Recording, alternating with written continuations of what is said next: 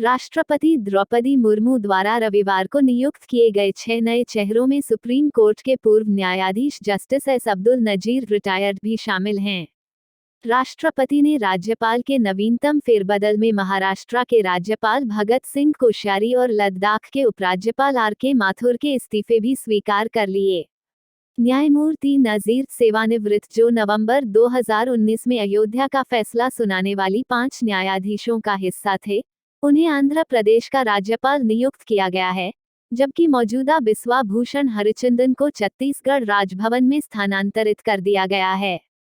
पूर्व न्यायाधीश, जिन्होंने 5 न्यायाधीशों की संविधान पीठ का भी नेतृत्व किया, जिन्होंने केंद्र सरकार के नवंबर 2016 के 500 रुपये और 1000 रुपये के नोटों को बंद करने के फैसले को बरकरार रखा था, जनवरी में सेवानिवृत्त हो गए।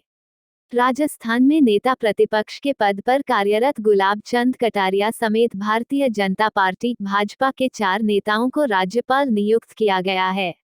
श्री कटारिया असम के नए राज्यपाल होंगे। राज्यपाल पद के लिए जिन अन्य भाजपा नेताओं को नामित किया गया है, उनमें सिक्किम के लिए लक्ष्मण प्रसाद आचार्य, झारखंड के लिए सीपी राधाकृष्णन और हिमाचल प्रदेश के लिए शिव प्रताप शुक्ला शामिल हैं। महाराष्ट्र में श्री कोश्यारी को झारखंड के राज्यपाल रमेश बैस द्वारा प्रतिस्थापित किया गया है, जबकि अरुणाचल प्रदेश के राज्यपाल ब्रिगेडियर बी.डी. मिश्रा सेवानिवृत्त लद्दाख में श्री माथुर का स्थान लेंगे। Lieutenant general K.T.. परनाइक सेवानिवृत्त अरुणाचल प्रदेश के नए राज्यपाल होंगे। भारत में राज्यपालों की नियुक्ति भारत के राष्ट्रपति द्वारा की जाती है, जो प्रधानमंत्री की सलाह पर कार्य करते हैं। राज्यपाल राज्य सरकार का संवैधानिक प्रमुख होता है और राज्य में राष्ट्रपति का प्रतिनिधित्व करता है। कार्यकाल: राज्यपालों को 5 साल की अवधि के लिए नियुक्त किया जाता है और उन्हें दूसरे कार्यकाल के लिए फिर से नियुक्त किया जा सकता है। राज्यपालों की नियुक्ति प्रतिष्ठित व्यक्तियों में से की जाती है जिनकी अच्छी प्रतिष्ठा हो और सार्वजनिक सेवा का ट्रैक रिकॉर्ड हो या देश में उच्च पद पर आसीन प्रतिष्ठित व्यक्ति हो। प्रधानमंत्री राज्यपाल के रूप में नियुक्त किए जाने वाले व्यक्ति के नाम की सिफारिश राष्ट्रपति को करता है। राष्ट्रपति के पास प्रधानमंत्री की सिफारिश को स्वीकार या अस्वीकार करने का विवेक है। राज्यपालों की नियुक्ति एक राजनीतिक प्रक्रिया है और केंद्र में सत्तारूढ़ दल अक्सर ऐसे व्यक्तियों को नियुक्त करता है जो पार्टी या उसकी विचारधारा के प्रति वफादार माने जाते हैं। राज्यपाल राज्य और केंद्र के बीच संवैधानिक संतुलन बनाए रखने में महत्वपूर्ण भूमिका निभाते हैं और वे दोनों के बीच एक कड़ी के रूप में कार्य करते हैं। राज्यपालों के पास मुख्यमंत्री की नियुक्ति करने, राज्य विधानसभा को भंग करने और असाधारण परिस्थितियों में राज्य में राष्ट्रपति शासन लगाने की सिफारिश करने सहित महत्वपूर्ण शक्तियां हैं। अनुच्छेद 153 में उल्लेख है कि प्रत्येक राज्य में एक राज्यपाल होना चाहिए और 2 या 2 से अधिक राज्यों के लिए नियुक्त किया जा सकता है। अनुच्छेद 154 में उल्लेख है कि राज्य की कार्यकारी शक्ति राज्यपाल में निहित है, जो इसे सीधे या अपने अधीनस्थों के माध्यम से प्रयोग करेगा। अनुच्छेद 155 में कहा गया है कि राष्ट्रपति अपने हस्ताक्षर और मुहर के तहत वारंट के तहत राज्यपाल की नियुक्ति करता है। अनुच्छेद 156 राज्यपाल के कार्यकाल के बारे में जानकारी देता है, जहां राज्यपाल राष्ट्रपति की इच्छा पर पद धारण करता है और 5 वर्ष तक पद धारण कर सकता है। वह राष्ट्रपति को पत्र लिखकर इस्तीफा दे सकता है। अनुच्छेद 157 में उल्लेख है कि राज्यपाल उम्मीदवार भारत का नागरिक होना चाहिए और कम से कम 35 वर्ष की आयु का होना चाहिए।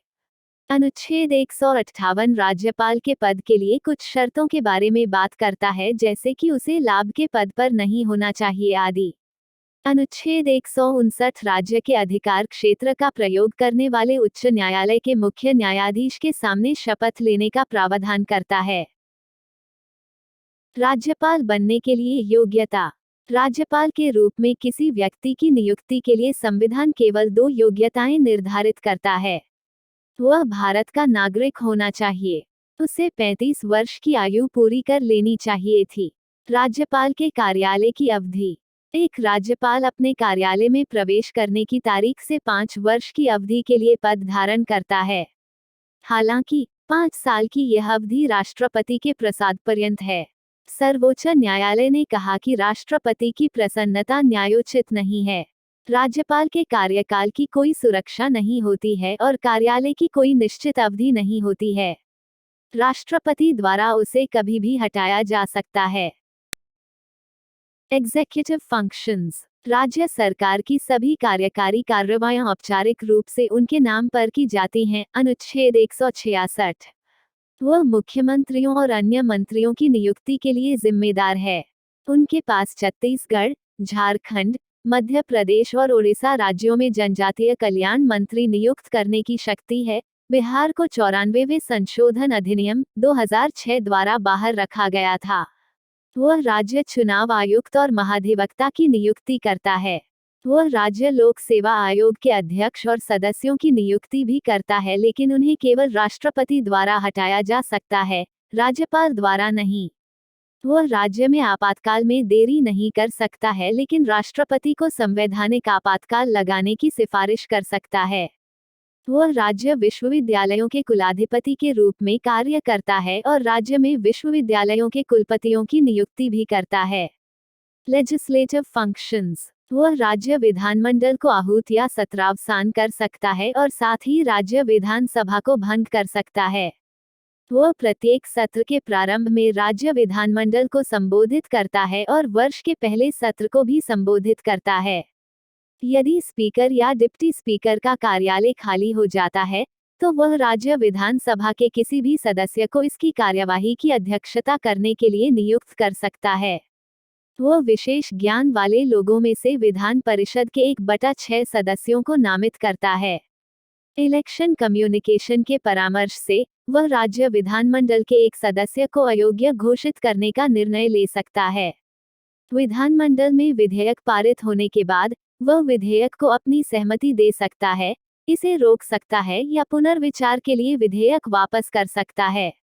यदि विधेयक फिर से विधानमंडल में संशोधन के साथ या बिना संशोधन के पारित हो जाता है, तो उसे विधेयक पर अपनी सहमति देनी होती है।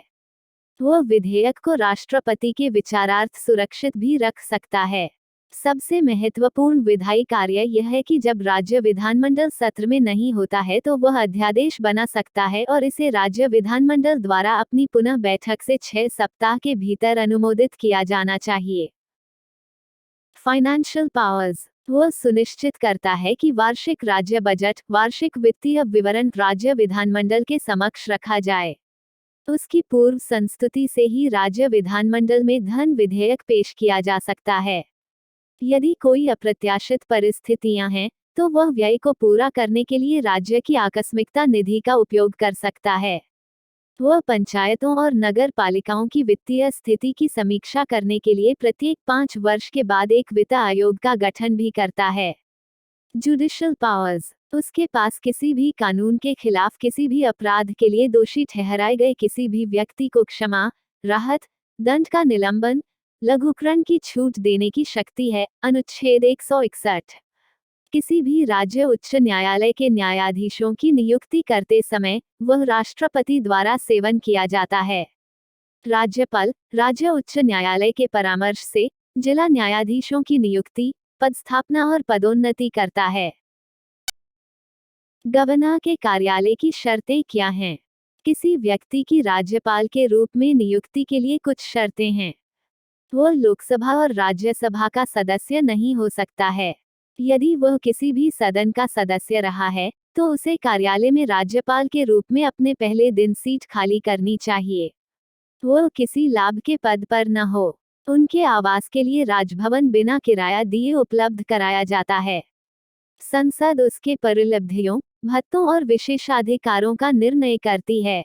जब एक राज्यपाल 2 या 2 से अधिक राज्यों के लिए जिम्मेदार होता है, तो उसे देय परिलब्धियां और भत्ते राज्यों द्वारा उस अनुपात में साझा किए जाते हैं जैसा कि राष्ट्रपति निर्धारित कर सकते हैं। संसद उसके कार्यकाल के दौरान उसकी परिलब्धियों और भत्तों को कम नहीं कर सकती है। उसे किसी भी आपराधिक कार्यवाही से छूट दी जाती है, यहाँ तक कि उसके व्यक्तिगत कृत्यों के संबंध में भी। राज्यपाल की गिरफ्तारी या कारावास नहीं हो सकता।